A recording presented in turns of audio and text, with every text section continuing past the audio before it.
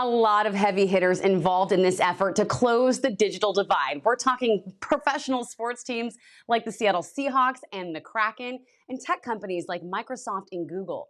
Even public utility companies are coming together to get this done.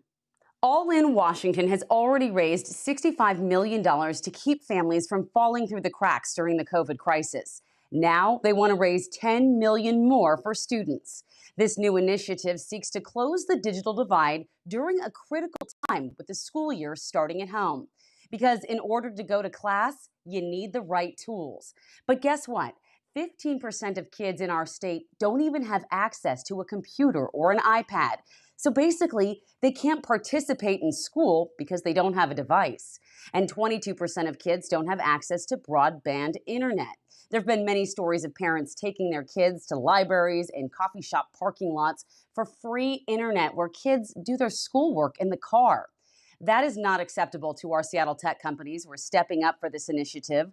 Microsoft has given $1.25 million to kickstart the fund, and Amazon CEO and founder Jeff Bezos has pledged to match individual donations up to $1 million per unique donor.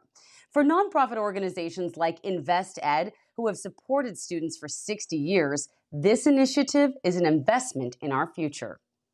And it's really important for everyone to understand that you can't look to your left or look to your right and hope that someone else is going to solve this problem. This is a problem that we have to solve together.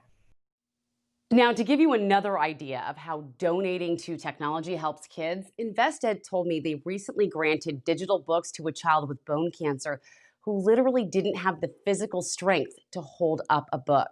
Powerful stuff. If you want to get involved in helping this initiative, all you have to do is go to allinwa.org. I'm Amity Idrisi, King 5 News.